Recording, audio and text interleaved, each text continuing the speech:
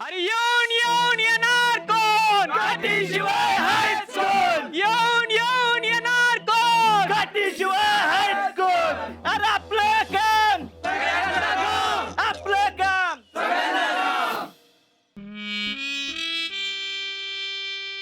नाना नमस्कार करतो. अरे अरे अरे हे काय? नाना आशीर्वाद पाहिजे तुमचा. ये बस. तुला एक सांगू का?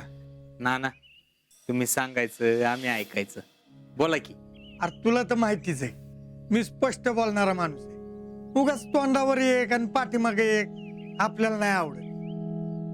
आता तू आलास, भेटलास, प्रेमाने बोललास, बरं वाटलं.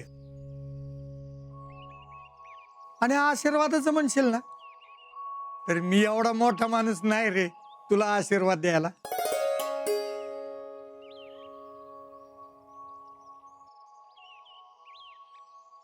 पण माझ्या सदिच्छा मात्र तुझ्या पाठीशी कायम आहेत बरं का. अहो त्या तर आहेतच की, पण त्याचबरोबर तुमचं मत पण पाहिजे. भैया अरे माझ्या शुभेच्छा तुझ्या पाठीशी कायम आहेत, पण मत नाही देऊ शकत रे तुला.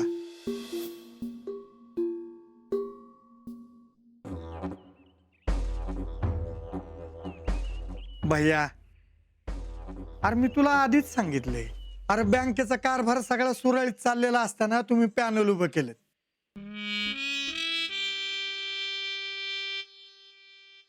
असू दे, आता लोकशाही मार्गाने निवडणूक लढा म्हणजे झाले. अरे शेवटी राजकारण आहे, कोणतरी हारणार कोणतरी जिंकणार.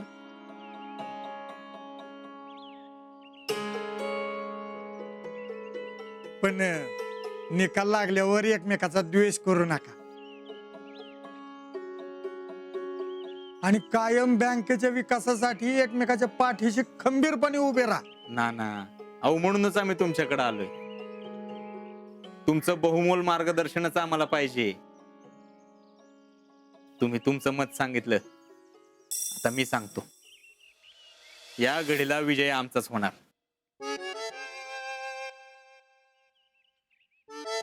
आता तुमच्या एका मतानं मी काय हरणार नाही. जर का तुमचा आशीर्वादच मिळाला नाही तर आमचा विजय अपूर्ण राहील. भैया तुझं उत्तर ऐकून बरं वाटलं बघ. हे बघ मी तुझ्या पाठीशी आहे, पण माझा नाईलाज आहे रे. ना ते बी आहेच. तोंडावर गोडन माग कडू असं आपल्याला बी नाही आवडत. रक्तातच नाही आपल्या. अरे हे समजून घेणाऱ्यालाच. ना मी काय समजायचंय ते समजलो. टॅलेंट हा भैया.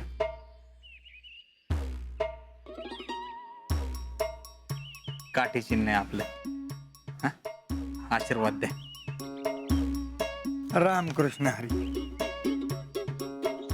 येतो.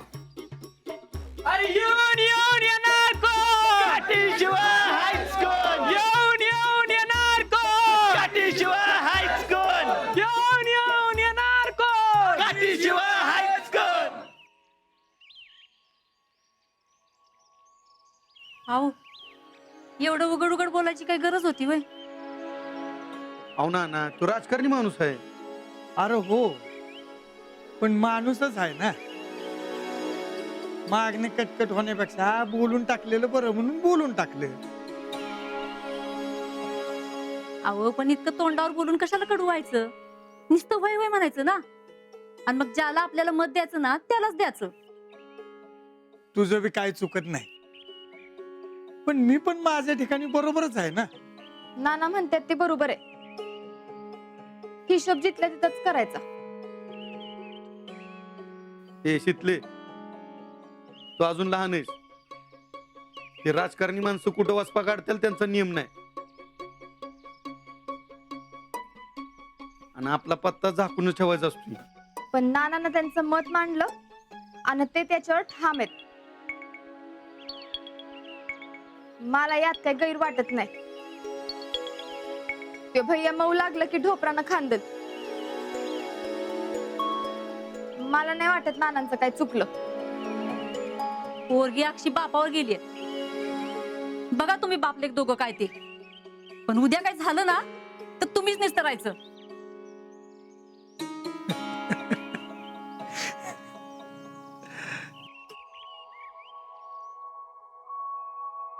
आमचा जीव तुमच्याकडं आणि तुमचा जीव कुठं भलतीकडच. आम्ही मागणं आजा आजा आजा करणार आणि आजा पुढंच. काय चाललंय काय आमच्या राज्यात? राहुल्या अरे शांत बस बाबा.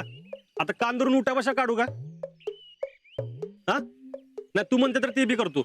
मी झोपल्यावर येतोस काय? मी उठायच्या आधीच जातोस काय? बघल तेव्हा फोनवर बोलत असतोस. कोण पोरगी हाय जी आपल्या दोन दोस्तांच्या मध्ये येते? जी कोण पोरगी आवडत होती तिचं स्पष्ट स्पष्ट नाव सांगायचं नाही का? मी केला असता तुझ्या वतीनं प्रपोज.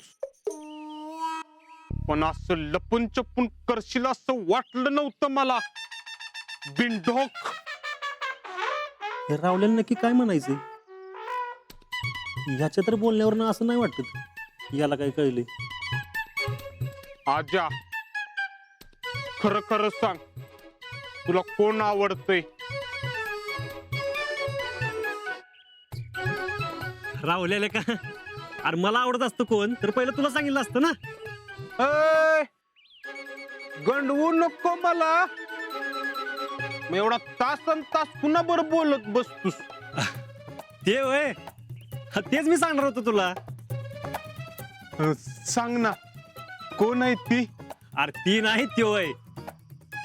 ए, अयो आजा, आमची इज्जत जायला असं काय वागू नको. ए उबलाग अरे तसं काय नाही. अरे दोस्त आहे आपला पंजाबी. अरे भरतीच्या वेळी भेटलेला. अरे लय भारी माणूस आहे कर्नल सिंग. अयो तो कर्नल असून पण परत भरतीला उतरलंय वय. अरे तसं नाही. अरे त्याच्या नावाची लय मोठी हिस्ट्री आहे. सांगतो कधीतरी. म्हणजे तू फोनवर त्याच्यावर बोलत होतास वय? हो.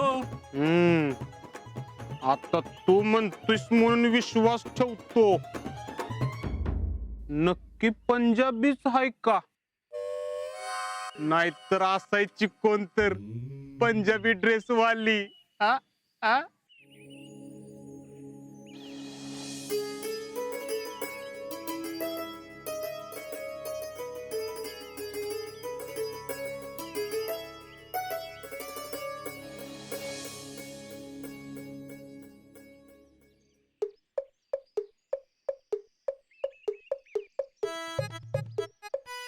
आजा, अरे हायस का?